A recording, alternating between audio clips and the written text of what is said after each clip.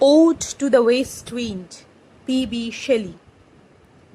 O wild west wind, thou breath of autumn's being, thou from whose unseen presence the leaves dead are driven, like ghosts from an enchanter fleeing, yellow and black and pale and hectic red, pestilence-stricken multitudes.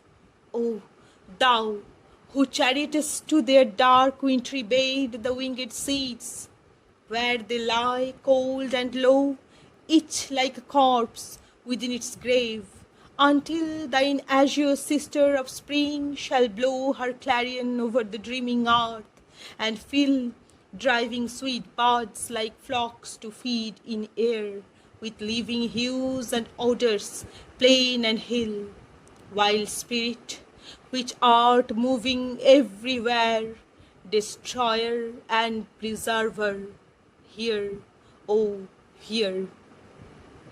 Thou on whose stream, mid the steep sky's commotion, loose clouds like art's decaying leaves are shed, shook from the tangled bows of heaven and ocean, angels of rain and lightning.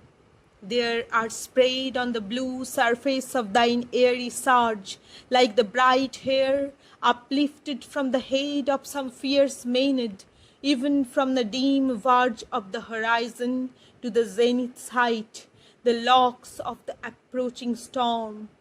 Thou dirge of the dying year, to which this closing night will be the dome of a vast sepulchre, vaulted with all thy congregated might of vapours, from whose solid atmosphere black rain and fire and hail will burst. O hear. Thou who didst waken from his summer dreams the blue Mediterranean, where he lay lulled by the coil of his crystalline streams, beside a pumice isle in Bay's Bay, and saw in sleep old palaces and towers quivering within the waves' intenser day, all overgrown with azure moss and flowers, so sweet, the saints' faints picturing them. Thou, for whose path the Atlantic's level powers cleave themselves into chasms, while far below the sea blooms and the oozy woods which wear the sapless foliage of the ocean know thy voice and suddenly grow grey with fear and tremble and despoil themselves. O hear. If I were a dead leaf, thou mightest bear.